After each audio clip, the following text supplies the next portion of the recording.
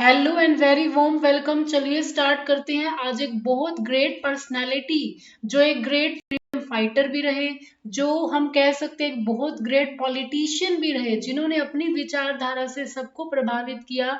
तो आज हम जानेंगे राम मनोहर लोहिया जी के बारे में, जिनका व्यक्तित्व अपने आप में बहुत बड़ी एक पहचान है, जो सिर्फ एक व्यक्ति या व्यक्तित्व तक सीमित नहीं है, जिनका जीवन अपने आप में एक उदाहरण है। तो सबसे पहले देखिए, हम बात करते हैं इनके जन्म की। इनका जन्म कहाँ पे हुआ था?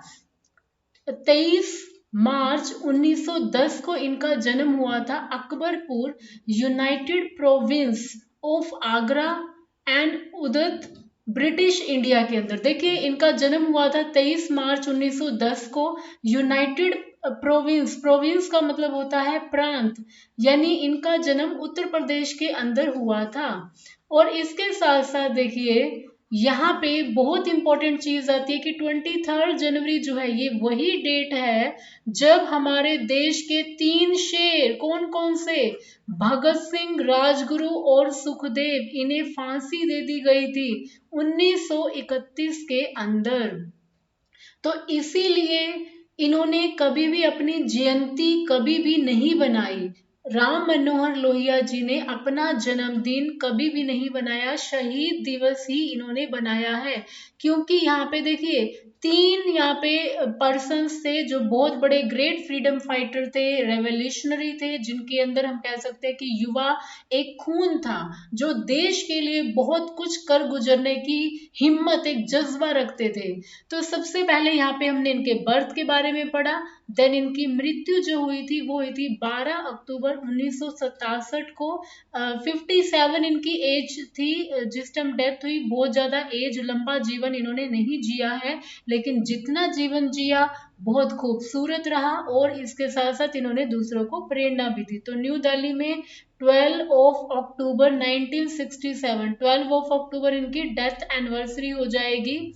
नेशनैलिटी इंडियन थे ये। एंड अल्मा मेट्योर मीन्स इनकी जो शिक्षा होती है, देखिए इनकी हायर स्टडीज यहाँ पर जो है, यूनिवर्सिटी ऑफ कैलकटा, यहाँ से बीए की इन्होंने, और हम्बोल्ट यूनिवर्सिटी ऑफ बर्लिन से इन्होंने पीएचडी यानी डॉक्टरेट की परीक्षा की थी। और ये इकोनॉमिक्स के, यहाँ पर हम कह सकते हैं कि इकोनॉमिक्स में पीएचडी थी, इसलिए ये अपने नाम के आगे डॉक्टर लगाते थे, डॉक्टर राम मनोहर लोहिया जी। पॉलिटिकल पार्टी यानी इनकी जो राजनीतिक पार्टी थी वो कौन कौन सी थी? आईएनसी, हम कह सकते हैं कि आईएनसी की फुल फॉर्म हो जाएगी इंडियन नेशनल कांग्रेस। ये हमारी सबसे पुरानी पार्टी थी, जिसका बनाया गया था 1885 के अंदर। एओ ह्यूम के द्वारा इसकी स्थापना की गई थी। व्योमेश चंद्र बैनर्जी भी थे। इंडियन नेशनल कांग्रेस की जब स्थापना होती है, तो ये इंपॉर्टेंट फैक्ट है, इनको भी आप नोट डाउन करते चलिएंगे, जो कि बहुत आपके लिए हेल्पफुल रहेंगे। नेक्स्ट देखिए, इन्होंने और 2 पॉलिटिकल पार्टीज बनाई है, राजनीतिक पार्टियां हैं, जिसका नाम है प्रजा सोशलिस्ट पार्टी, प्रजा समाजवादी पार्टी और संयुक्ता समाजवादी पार्टी जो थी। ये पार्टीज जो थी इनके द्वारा बनाई गई थी। मूवमेंट की बात करते हैं, मीन्स जो इन्होंने जो भी आंदोलन रहे उसमें हिस्सा लिया।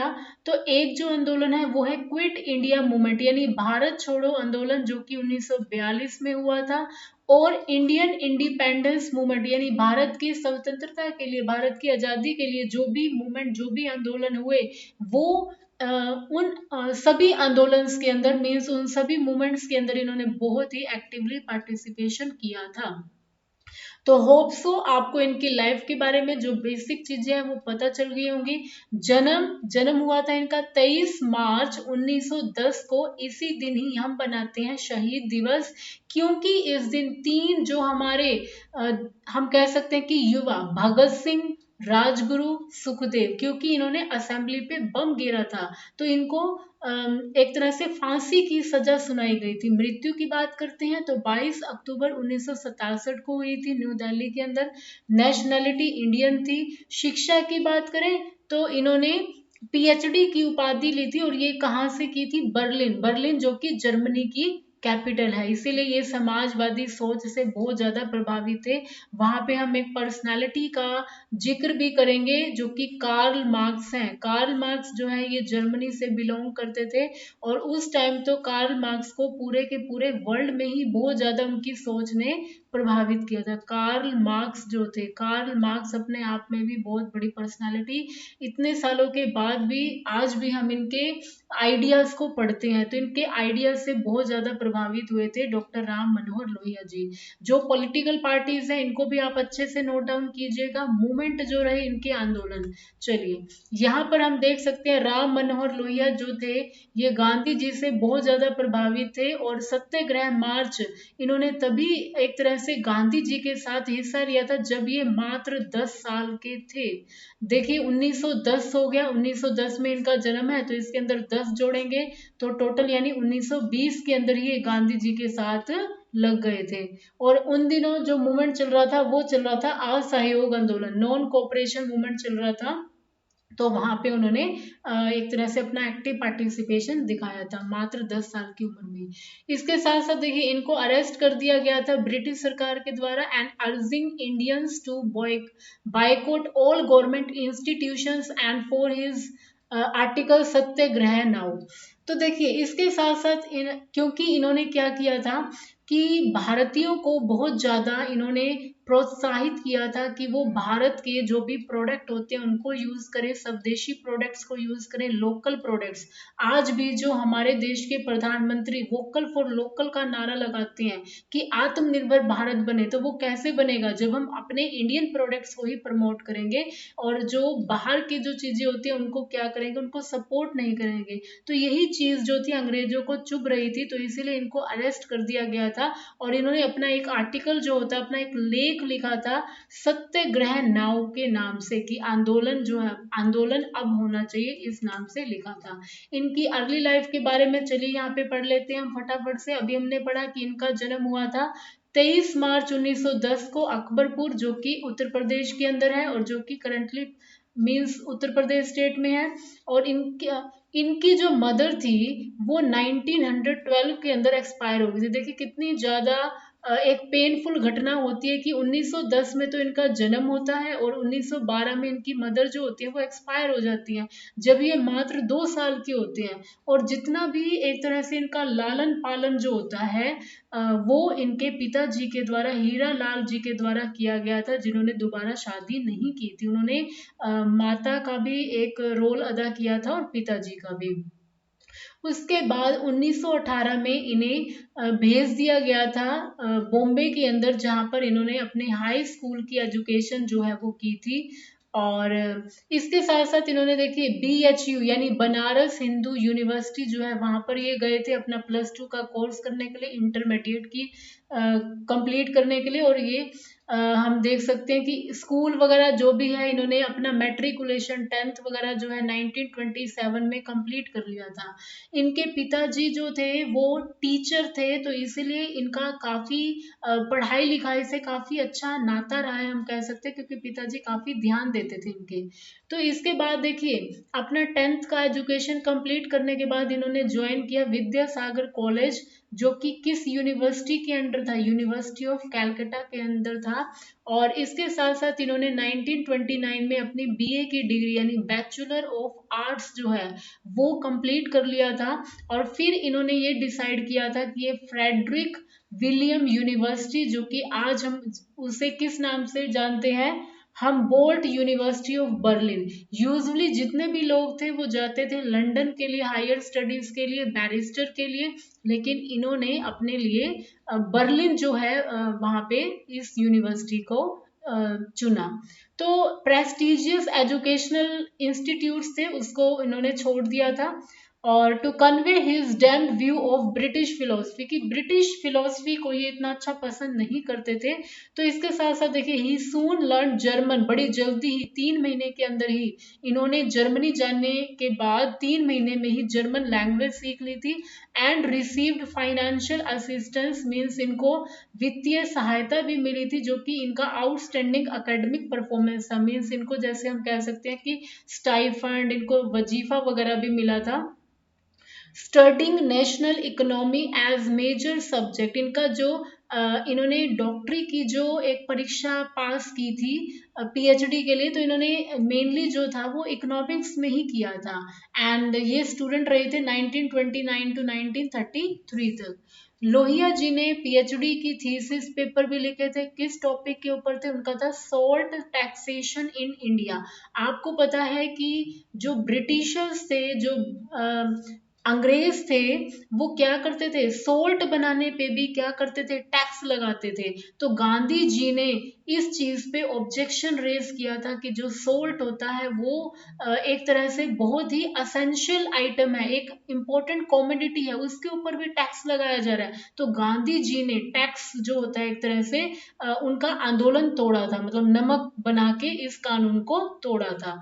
Focusing on Gandhi socio economic theory, socio मतलब सामाजिक, इकोनॉमिक यानी हो जाता है आर्थिक, उसके ऊपर भी फोकस किया था। वही चीज मैंने हिंदी में यहाँ पे डाल दिया, इनका जन्म डाला हुआ है और इसके बारे में बताया हुआ, इनकी बर्थ के बारे में, इनके एजुकेशन के बारे में, इन्होंने पीएचडी जो है जर्मनी से की थी, इस तरह से यहाँ पर बताया हुआ है।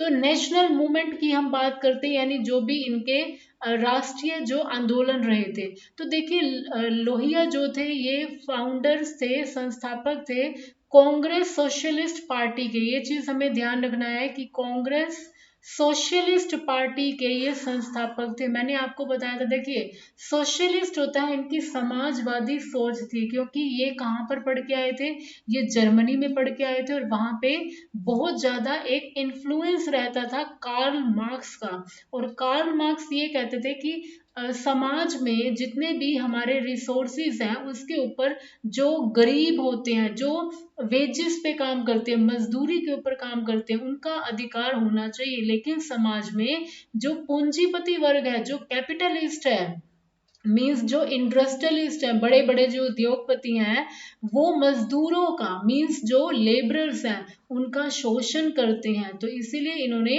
ऑब्जेक्शन रेज किया था। मान लीजिए कोई बड़ी से बड़ी बिल्डिंग भी है, उसको डिजाइनिंग तो हम कह सकते हैं कि आर्किटेक्चर करते हैं, लेकिन फाइनली जब भी बनाने की बात आती है तो बनाते कौन है, लेबरर्स ही तो बनाते हैं। तो अगर लेबरर्स को ही आप प्रॉपर वे से जो भी उनको रिसोर्सेज देने चाहिए वही नहीं दे रहे हैं, तो इससे क्या होगा, इससे तो बहुत ज्यादा प्रॉब्लम अराइज होगी। तो कार्ल मार्क्स की सोच से बहुत ज्यादा प्रभावित हुए थे लोहिया जी, वही यहाँ पर इन्होंने पार्टी भी बनाई, Congress socialist party. And editor of master mouthpiece Congress socialist. और 1936 के अंदर इनको सेलेक्ट किया गया था पंडित जवाहरलाल नेहरू जी के द्वारा, इनको सेक्रेटरी बनाया गया था, सचिव बनाया गया था foreign department of all India Congress committee. Important है एआईसीसी, बहुत इंपॉर्टेंट एक पोस्ट थी कि हमारा जो एक तरह से कांग्रेस पार्टी थी, क्योंकि सबसे पुरानी पार्टी ही कांग्रेस पार्टी है, उसका फॉरेन डिपार्टमेंट यानी विदेशों में जो एक तरह से मंत्रालय संभालने का काम दिया गया था। And the highest body of the Congress party की सबसे बड़ी हम कह सकते हैं कि अगर कोई डिपार्टमेंट था तो ये फॉरेन डिपार्टमेंट था, क्योंकि आपको क्या करना है कि बाकी के जो फॉरेन की जो कंट्रीज है उनके साथ भी अपना एक अच्छा रिलेशन एस्टेब्लिश करना है। तो by the time he quit that responsibility इन 1938, इन्होंने 1938 में जो एआईसीसी मींस पंडित जवाहरलाल नेहरू जी के द्वारा इनको जो डेजिग्नेशन फॉरेन डिपार्टमेंट जो दिया जाता है ऑल इंडिया कांग्रेस कमेटी का, वो ये छोड़ देते हैं। And Lohia started to develop his own political stand point, वो खुद के अपना अस्तित्व तलाशते हैं राजनीति में by critically examining positions held by the Gandhian leadership. जो ऐसा स्थान किसके द्वारा, गांधी जी के द्वारा बनाया जाता है। गांधी जी की सोच से बहुत ज्यादा प्रभावित थे राम मनोहर लोहिया जी, क्योंकि जब ये बहुत छोटे थे तो अक्सर ये अपने पिताजी के साथ गांधी जी के पास जाया करते थे, और गांधी जी की अहिंसा की नीति और गांधी जी का सत्याग्रह का बहुत ज्यादा इन्फ्लुएंस इनकी लाइफ पे पड़ा। और फाइनली इन्होंने बताया भी था कि मैं अपनी लाइफ में 2.5 लोगों से या कई बार 1.5 लोगों से, इस टाइप से जो बताया गया था ना, तो उनके अंदर कौन कौन से पर्सनैलिटी है, देखो 2.5 लोगों की जब भी बात आती है तो ये मेनली 3 लोगों से बहुत ज्यादा अपनी लाइफ में प्रभावित हुए थे। पहला नाम हम बता सकते हैं महात्मा गांधी जी का, दूसरा नाम हम बता सकते हैं कार्ल मार्क्स का, जो कि जर्मनी से थे। और तीसरा नाम हम बताते हैं जो कि पूरे नहीं प्रभावित हुए थे, ये हाफ प्रभावित हुए थे, इन्फ्लुएंस इनके ऊपर पूरा नहीं पड़ा था, वो थे पंडित जवाहरलाल नेहरू जी। क्योंकि लास्ट के टाइम में इनके साथ राम मनोहर लोहिया जी के साथ इनका डिस्प्यूट हो गया था, मीन्स इनका विवाद हो गया था, तो ये कहीं ना कहीं थोड़े बहुत इनसे भी प्रभावित थे। तो देखिए उसके बाद क्या होता है कि इनको गांधी लीडरशिप जो होती है कांग्रेस की and communist who had poured into the CSP, इनकी यही पार्टी कांग्रेस सोशलिस्ट पार्टी जो होती है वो पूरा का पूरा मतलब एक तरह से यहाँ पे वो अपने आप को उड़ेल देते हैं, अपने आप को पूरा इन्वॉल्व कर लेते हैं। तो जून 1940 में इनको अरेस्ट, इनको जेल में मतलब एक तरह से डाल दिया जाता है, जेल टर्म ऑफ 2 इयर्स, 2 साल के लिए इनको जेल जाना पड़ता है, क्योंकि इन्होंने एंटी वार स्पीचेस दी होती है, मतलब ब्रिटिशर्स के अगेंस्ट इन्होंने बहुत कुछ बोला होता है। तो ब्रिटिशर्स यानी अंग्रेज इनसे खफा हो जाते हैं, तो इनको रिलीज कर दिया जाता है 1941 में। तो लोहिया क्या बनते हैं, one of the leading figures बन जाते हैं, एक पर्सनालिटीज बन जाती हैं, central directorate which clandestinely try to organise the, फिर यहाँ पर एक नींव पड़ती है क्विट इंडिया रिवोल्ट यानी भारत छोड़ो, जो कि 1942 में गांधी जी की लीडरशिप में किया गया था, जिसपे गांधी जी ने क्या कहा था कि चाहे कुछ हो जाए, हिंसा हो जाए, चाहे किसी भी तरह का मतलब हो, मैं यहाँ पे आंदोलन नहीं रोकूंगा। पहले हमने ये देखा था कि गांधी जी के जितने भी आंदोलन थे गांधी जी को रोकने पड़े थे, क्योंकि वहां पे हिंसा होने लग गई थी। तो यहाँ पे गांधी जी ने पूरी कमर कस ली थी कि हमें चाहे कुछ भी हो, अंग्रेजों को यहाँ से बाहर भगाना ही है। कैप्चर्ड, फिर इनको देखिए क्विट इंडिया रिवोल्ट जो होती है स्पार्क्ड बाय गांधी जी इन अगस्त 1942, गांधी जी के द्वारा ये जो आंदोलन शुरू किया जाता है, एंड कैप्चर्ड इन मई 1944, इसको एक तरह से खत्म कर दिया जाता है, और इनकार्सिरेटेड एंड टॉर्चर इनको किया जाता है लाहौर फोर्ट के अंदर, लाहौर के किले में इनको ले जाया जाता है as one of the last high security prisoners Lohia together. मतलब इतनी हाई सिक्योरिटी होने के बाद भी लोहिया जी जयप्रकाश नारायण, जेपी नारायण के साथ फाइनली इनको रिलीज कर दिया जाता है, इनको छोड़ दिया जाता है 11 अप्रैल 1946 में। और ये एक तरह से यहाँ पे प्रभाव पड़ता है गांधी जी का, क्योंकि गांधी जी ने कह दिया था कि इनको तो इतने बड़े अनुयायी, इतने बड़े ग्रेट अगर पर्सनालिटी को आप इस तरह से जेल में डाल रहे हैं तो कैसे भारत को फ्रीडम मिलेगी। तो बहुत ज्यादा जोर लगाया जाता है और फाइनली इनको रिलीज कर दिया जाता है जेपी नारायण के साथ। तो he was the one who gave the idea of सप्त क्रांति, सप्त क्रांति का आइडिया जो है वो भी किसके द्वारा दिया गया था, वो दिया गया था डॉक्टर राम मनोहर लोहिया जी के द्वारा। तो यहाँ पर वही चीज बताई हुई है, ये हिंदी में दिया हुआ है तो आप इसको पढ़ सकते हैं। सप्त क्रांति का विचार जो था वो भी डॉक्टर राम मनोहर लोहिया जी के द्वारा दिया गया था। और उसके बाद देखिए as a member of the Congress socialist party Lohia ji join कर लेते हैं उस पार्टी को। When it left Congress, Congress छोड़ देते हैं, ही रिमेन्ड अ मेंबर, फिर वो किसके सदस्य बने रहते हैं, सोशलिस्ट पार्टी के, समाजवादी पार्टी के। जब ये फ्यूज हो जाती है 1952 में, फ्यूज मतलब जुड़ जाती है किसके साथ, किसान मजदूर प्रजा पार्टी के साथ, और फिर फाइनली ये दोनों पार्टियां मिलकर क्या बनाती हैं, प्रजा सोशलिस्ट पार्टी बनाती हैं। Unhappy with the new party, मतलब ये जो नई पार्टी बनी होती है प्रजा सोशलिस्ट पार्टी, इससे खुश नहीं होते हैं लोहिया जी, तो ये टूट जाती है, स्प्लिट हो जाती है। Reform the socialist party, reform का मतलब होता है उसमें कुछ सुधार लाया जाता है, और ये कब होता है 1956 के अंदर। ही लॉस्ट टू नेहरू इन 1962, ये इलेक्शन हार जाते हैं नेहरू जी के खिलाफ फूलपुर में। तो इन 1963 Lohia became a member of the लोक सभा after a by election. By election का मतलब क्या होता है, इसका मतलब होता है कि अगर कोई कैंडिडेट की सीट खाली हो जाती है, या तो उसकी डेथ हो गई हो या उसने रिजाइन दे दिया हो, तो वहां पर दोबारा से, जैसे आपने सुना होगा उपचुनाव जो होते हैं, तो उपचुनाव जो होते हैं वहां से जीत जाते हैं। कौन सी जगह है ये, फारूखाबाद, ये लोकसभा की सीट है, कॉन्स्टिट्यूएंसी है। एंड इन 1965 मर्ज्ड कर देते हैं सोशलिस्ट पार्टी को into ranks of the Samyukta socialist party. तो यहाँ पे पार्टियां काफी चेंज हो रही है इनकी, ये थोड़ा सा ध्यान रखना है हमें। द टू सोशलिस्ट फैक्शंस मर्ज, ये दोनों पार्टियां जो है ये मर्ज हो गई है, मिल गई हैं, स्प्लिट हो जाती है, टूट जाती है, एंड रीमर्ज हो जाती है, मतलब टूटना मिलना इनका ये जो है सेवरल टाइम्स कई बार चलता रहता है। तो 1967 में लोहिया जी प्ले करते हैं इंस्ट्रूमेंटल रोल, एक बहुत इंपॉर्टेंट रोल, यानी हम कहें कि पहले गैर कांग्रेसी सरकार बनाते हैं ये, कहाँ पर, उत्तर प्रदेश के अंदर। तो ये जो अलायंस होता है ये बनाया जाता है लोहिया जी के द्वारा।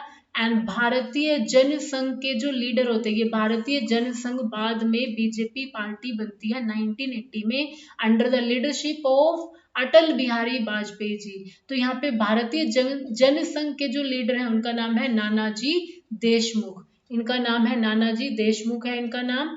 एंड ही वोन लोकसभा, ही, और ये जीत जाते हैं लोकसभा के जो जनरल इलेक्शन होते हैं, मीन्स आम चुनाव होते हैं।